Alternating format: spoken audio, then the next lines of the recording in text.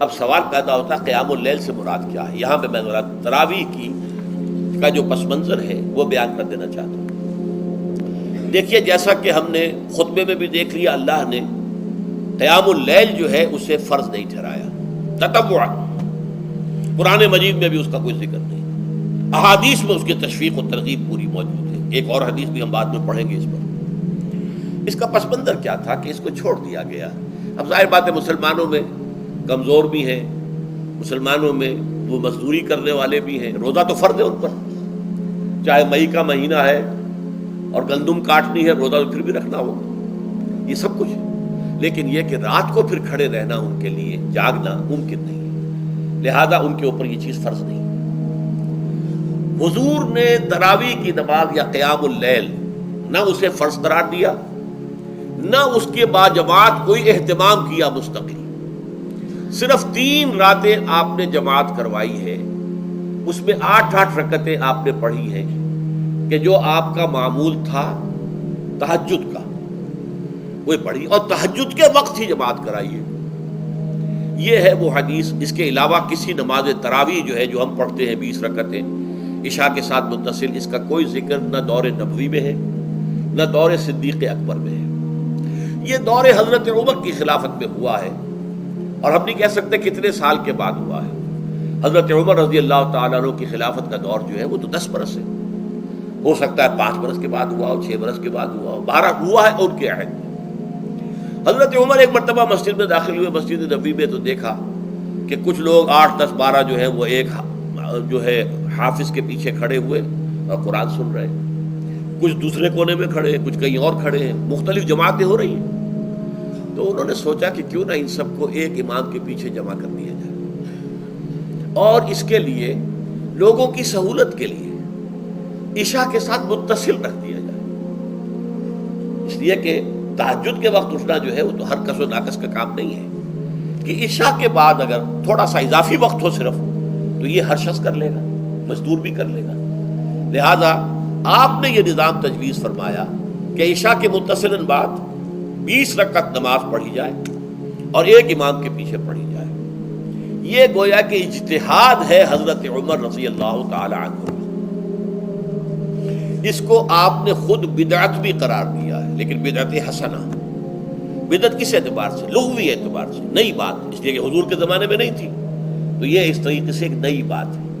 لیکن یہ بات چونکہ بہت اچھی ہے، بہت عمدہ ہے، آپ جب یہ نظام چل پڑا تو ایک دن مسجد میں آئے، دیکھا کہ بڑی بھری مسجد ہے، صحابہ کھڑے ہیں اور ایک امام کے پیچھے قرآن سن رہے ہیں۔ آپ نے فرمایا نعم البدعۃ ھذہ، یہ جو ہم نے نئی بات شروع کی ہے یہ بہت اچھی ہے، بہت عمدہ ہے۔ اب یہاں سے فرق واقع ہو گیا ہے۔ ایک تو اہل تشیع جو ہے وہ تو ویسے ہی حضرت عمر سے بہت دشمنی رکھتے ہیں، عناد رکھتے ہیں، تو حضرت عمر کے اجتہادات سے انہیں نفرت ہے، انہیں دوری ہے، چاہے وہ کوئی سا بھی حضرت عمر کا اجتہاد ہو۔ ہمارے ہاں اہل حدیث حضرات بھی در حقیقت حضرت عمر یا کسی اور خلیفہ راشد کے فعل کو وہ سمجھتے ہیں کہ یہ ایگزیکٹو آرڈرز ہیں، یہ ہمیشہ کے لیے نہیں ہے۔ حضرت عمر نے اپنے دور میں ایک نظام قائم کیا، ان کے دور کے لیے ٹھیک تھا، یہ ہمیشہ کے لیے نہیں ہے۔ ہمیشہ کے لیے وہ 8 ہی رکعتوں کے قائل ہیں، وہ تہجد والے، لیکن اس میں بہرحال انہوں نے بھی خود یہ اضافہ کیا ہے کہ وہ 8 رکعتیں وہ عشاء کے ساتھ متصل پڑھتے ہیں، تہجد کے وقت تو نہیں پڑھتے۔ اور حضور نے تو صرف 3 روز جو ہے وہ کرائی تھی جماعت، وہ لوگ 30 دن یا 29 دن پڑھ رہے ہیں، تو اضافہ تو انہوں نے بھی کر دیا، تو نظام میں تبدیلی تو ہو گئی۔ لیکن اہل سنت جو کہلاتے ہیں، ہمارے جو 4 جو ہیں، جو ہمارے مسلک ہیں، حنفی، مالکی، شافعی، حنبلی، ان کا اتفاق ہے اس پر حضرت عمر کا، کیونکہ ان کے سامنے اصول یہ ہے کہ حضور نے فرمایا علیکم بسنتی وسنت الخلفاء الراشدین المہدیین، تم پر لازم ہے کہ میری سنت کو پکڑو مضبوطی کے ساتھ، اور میرے خلفاء راشدین مہدیین جو ہیں ان کی سنت کو پکڑو۔ اس اصول سے یہ 4 فقہ جو ہیں حضرت عمر کے اجتہادات جو ہیں ان کو بھی پابندی سمجھتے ہیں کہ تمام عمر کے لیے، قیامت تک کے لیے امت مسلمہ پر ان کی پیروی لازم ہے، لہذا اس میں اجماع ہے۔ اور یہاں تک کہ یہ سب سے آخری جو اس میں مسلک پیدا ہوا ہے زمانی اعتبار سے، سب سے پہلے مسلک جو ہے حنفی پیدا ہوا ہے، پھر مالکی پیدا ہوا ہے، پھر شافعی پیدا ہوا ہے، اور پھر حنبلی آخری ہے۔ اور امام احمد ابن حنبل بہت بڑے محدث بھی ہیں. مسند احمد ابن حنبل جو ہے وہ بہت بڑی کتاب ہے، بہت اہم کتاب ہے، جامع کتاب ہے. تو ان کے ہاں بھی 20 رکعتیں ہیں. چنانچہ حرمین شریفین میں، سعودی عرب میں، مکے اور مدینہ منورہ میں جو نماز تراویح ہوتی ہے اس کی 20 رکعتیں ہیں. لیکن اہل حدیث حضرات جو ہے وہ اس 8 کے اوپر اکتفا کرتے ہیں. بہرحال یہ ایک اختلاف ہے جو میں نے اس کا پس منظر بیان کر دیا. لیکن اس 20 رکعت نماز سے ادا کرنے سے، جو کہ زیادہ سے زیادہ 50 منٹ یا 1 گھنٹہ لگتا ہے، اس سے وہ قیام اللیل کا حق ادا نہیں ہوتا. قیام اللیل کا تو کچھ اور ہی تقاضا ہے.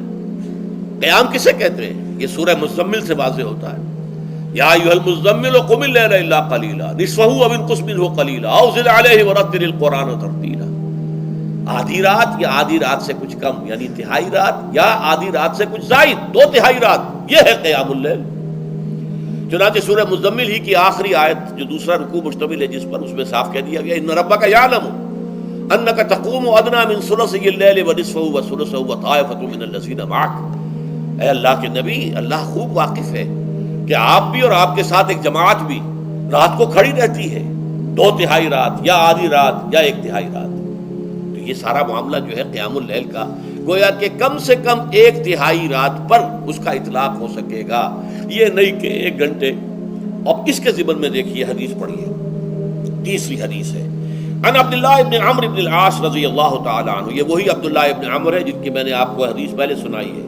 یہ ساری رات کھڑے رہتے تھے، پوری رات، اور ہر روز روزہ رکھتے تھے، جس پر حضور نے منع کیا، لا تفعل، مت کرو ایسا. رضی اللہ عنہما، یہ خود بھی صحابی ہیں اور ان کے والد عمرو بن العاص بھی صحابی ہیں. ان رسول اللہ صلی اللہ علیہ وسلم قال، کہ اللہ کے رسول صلی اللہ علیہ وسلم نے فرمایا الصیام والقرآن یشفعان للعبد. روزہ اور قرآن بندے کے حق میں شفاعت کریں گے. یقول الصیام، روزہ یہ عرض کرے گا اللہ کی جناب میں، اے رب پروردگار، انی منعتہ الطعام والشہوات بالنہار، میں نے تیرے اس بندے کو دن کے دوران کھانے پینے سے اور اپنی شہوت کا تقاضا پورا کرنے سے روکے رکھا، یہ میری وجہ سے روکا رہا، تو میری شفاعت اس کے حق میں قبول فرما.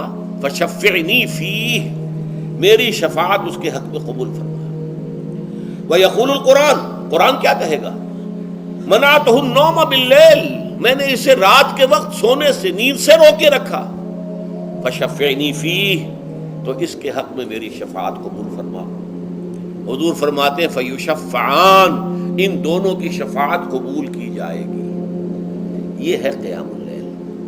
یہ قیام اللیل صرف تراویح کی نماز سے جو پڑھ لی جاتی ہے. اور ہمارے ہاں تو یہ ہے، وہاں کم سے کم یہ تو تھا، صحابہ کرام کھڑے ہوتے تھے تو جو قاری پڑھ رہا ہوتا تھا وہ ان کے دل میں اترتا جاتا تھا، اس کا مضمون اور مفہوم جو ہے ان کو معلوم ہے، لہذا وہ اس کی زبان سے نکلا ہوا ہر لفظ ان کے قلب کی گہرائیوں تک اتر رہا ہے. یہاں تو یہ ہے پیرٹ لائک حافظ ہے، اسے خود پتہ نہیں میں کیا پڑھ رہا ہوں. اکثر حفاظ جو ہیں وہ عالم تو نہیں ہوتے، اور جو سن رہے ہیں انہیں کچھ پتہ نہیں ہم نے کیا سنا ہے. تو ٹھیک ہے، کم سے کم ثواب تو انہیں ملے گا کہ انہوں نے وقت نکالا ہے. 1 گھنٹہ ہی اضافی صحیح، لیکن بہرحال اس کا وقت تو انہوں نے نکالا ہے، محنت کی ہے، کھڑے رہے ہیں، ثواب ملے گا. لیکن جو مقصد ہے وہ حاصل نہیں ہوتا. اس مقصد کے حصول کے لیے اول تو قیام اللیل کی کم سے کم مدت 1/3. اگر کوئی شخص فرض کیجئے کہ اس کے ہاں کوئی اور انتظام نہیں ہے، جیسا کہ ہمارے ہاں ہم نے انتظام کیا ہے بڑے بڑے شہروں میں دورہ ترجمہ قرآن، اس میں ہمیں 5 گھنٹے لگ جاتے، نصف شب کے قریب تری جو ہے معاملہ ہو جاتا. اس میں کیا ہوتا ہے کہ ہر 4 رکعت سے پہلے جو اس کے اندر پڑھا جانا ہے حصہ قرآن کا، اس کا پہلے ہم مطالعہ کرتے ہیں بیٹھ کر، ترجمہ اور کچھ موٹے موٹے نکات کی جو ہے وضاحت. پھر کھڑے ہو گئے اور قاری صاحب کے پیچھے 4 رکعتوں کے اندر وہ 4 رکوع یا جتنے بھی ہیں پڑھ لی، سن لی. پھر بیٹھ گئے 4 کے بعد پھر اگلی 4 رکعتوں کے اندر جو کچھ پڑھا جانے والا ہے اس کا ترجمہ، اس کی تفہیم ہو گئی، پھر کھڑے ہو گئے، پھر سن لیا. اس طریقے سے 5-6 گھنٹے میں تراویح ختم ہوئی. تو تراویح بھی ہو گئی، حضرت عمر کے اجتہاد پر عمل بھی ہو گیا، 20 تراویح ہو گئی. لیکن یہ ہے کہ اس کے ساتھ جو اصل غرض و غایت ہے قیام اللیل کی، وہ بھی حاصل ہو گئی. یہ ہم نے 17 سال پہلے شروع کیا تھا یا 18 سال پہلے، اور وہ انشاءاللہ اللہ کے فضل و کرم سے اب چل رہا ہے. بڑے بڑے شہروں میں ہو رہا ہے، لاہور میں جن مقامات پر ہو رہا ہے وہ تازہ جو ندائے خلافت ہے اس کے اندر آپ اس کی فہرست دیکھ لیں. کراچی میں تو اس سے غالباً 3 گنا مقامات کے اوپر وہ کام ہو رہا ہے، اور دوسرے شہروں میں بھی ہو رہا ہے. تو اس سے در حقیقت وہ غرض و غایت، وہ حکمت جو ہے پوری ہوتی ہے کہ یہ دونوں چیزیں پیرلل ہیں. من صام رمضان ایمانا واحتسابا غفر له ما تقدم من ذنبه ومن قام رمضان ایمانا واحتسابا غفر له ما تقدم من ذنبه. تو صیام اور قیام جو ہے ان دونوں کا حق ادا ہو جاتا ہے.